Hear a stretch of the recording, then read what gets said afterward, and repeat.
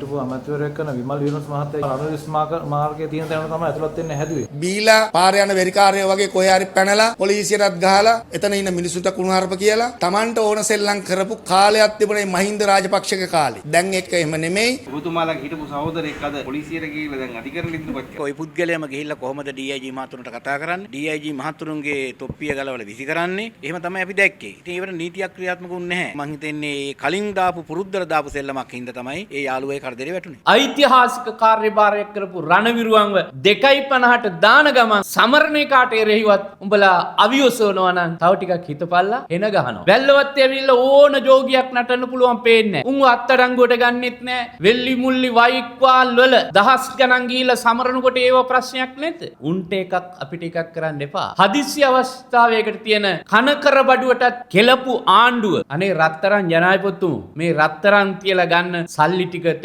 විදින්න එපා. දැන් මේ ගොඩාක් අයට නඩුනි හොරකම් වලට මාට්ටු වෙලානි වගාව දුන්නු කට්ටිය මැරෙනවනි සියදි විසා ගන්නවනි. දැන් මහින්ද මහත්තයා සාක්ෂි දීලා එළියට යනකොට මොකද්ද කියන්නේ? දැන් හරි විදිහට ගත්තොත් ඉතින් මම නිදහස් කරන්න ඕනි. දැන් කවිලත් මැරුණානි කියනවා. ඒකනේ මැරිච් එක ගැන මොහොත සතුටකින් ඒ කිව්වේ. කොහොමත් ඕගොල්ලෝ ඔක්කොම අවසානයේදී හිරගෙදරදී අනිවාර්යෙන්ම ඒකාබද්ධ වෙනවා. ඒක නම් ෂුවර්. ආණ්ඩුවට මේක කරන්න බැරි වෙන මුකුත් නිසා නෙමෙයි. ආණ්ඩුවේ හොරකම නිසා කියලා අපි ඊටාම වගකීමෙන් කියන. රටේ ආර්ථිකය බලාගෙන ඉඳිද්දි කඩා වැටෙමින් තියෙද්දි අග්‍රාමාත්‍යවරිය රට වැටිලා තියෙද්දි එංගලන්තේ සංචාරය කරනවා. අපේ රටේ ජනාධිපතිතුමා අරුගම්බේ ගිහිල්ලා නිවාඩු ගන්න. චේතනාහම් භික්කවේ කම්මා මදාමි.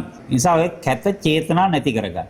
අපේ මේ රටේ වැඩ කරන ජනතාවට ආදරේ. පුල්ලව හොඳේ බොක්කෙමලව. මට මතක් වෙන්නේ සුනිල් හඳුල්නෙත්ති මහත්තයා එහෙම ඒ දවස්වල විපක්ෂයේ ඉන්නකොට කියනවා මේගොල්ලෝ මේ රතිඤ්ඤපත්තු කරන්නේ මොනවටද මේ ණය අරගෙන ඩොලර් ලංකාවට ගෙන ආපු ඉන්නේ. ඒකම නේද දැන් වෙන්නේ. IMF එකේ ලෝන් එක හම්බෙන හින්දා මේගොල්ලෝ හුරේ දානවා. රට කාබාසිනා කරපු කණ්ඩායමක් දැන් කියනවා ආණ්ඩුවට ටියුෂන් දෙන්නම් ආර්ථිකය හදන විදිහ. සහතික කරලා සපත කරලා කියනවා මේ ආණ්ඩුව දශක ගණනාවක් යනකම් ආයෙ වටන්න බෑ. වටන්න දෙන්නේ නැහැ.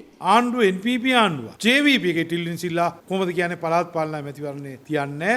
JVP එක දන්නවාද පරදින විත්තිය. අපිට ආරංචි විදියට ආණ්ඩුවේ දෙකට බෙදිලා ඉන්නේ. සමහර අය කැමති නැහැ පැල්වත්තෙන් දෙන්න නියෝග ක්‍රියාත්මක වෙන්න. අපිට ආරංචි පෙරේදා ලොකු හුටපාටයක් ප්‍රශ්නයක් තිබ්බා කියලා අබයක් තිබ්බා කියලා. ඇතුලේ වෙස් පැන්දට නටන්න වෙන්නේ එළියට ඇවිල්ලා. පොහොසත් රටක් ලස්සන ජීවිතයක්. ඔන්න ඔතෙන් අරන් යන්න වසර 20කට වැඩි කාලයක් ඔබ අපිත් එක්ක ඉන්න ඕන. දැන් චීනේ අවුරුදු 60කට වැඩි එකම ආණ්ඩුවක්. කිව්බාව අවුරුදු 70කට වැඩි එකම ආණ්ඩුවක්. වියට්නාමයේ අවුරුදු 55කට වැඩි එකම ආණ්ඩුවක්. ජනතා විමුක්ති පෙරමුණේ ලේකම්තුමා කියනවා ඡන්දේ පවත්වන්නේ විදියක් නැහැ මේ අවුරුද්දේ කියන එක. ටිල්වින් සිල්වා මේ ආණ්ඩුවේ මොකද්ද ඔහු දරන තනතුර? ඔහු පළාත් පාලන හා පළාත් සභා අමාත්‍යවරයාද? ඔහු මුදල් අමාත්‍යවරයාද? ඔහු මැතිවරණ කොමිසමේ සමාජිකයෙක්ද? එහෙමත් නැහැ. මේක තමයි පහුගිය කාලේ පුරාම අපි කිව්වේ මේ රට දැන් පාලනය වෙන්නේ පැලවත්තෙන් කියන එක. ඡන්ද නොතියන අය ලේකම්වරු වෙන්න හොඳ නැහැ. ඒක රටේ ප්‍රජාතන්ත්‍රවාදයට හොඳ තත්ත්වයක් නෙමෙයි.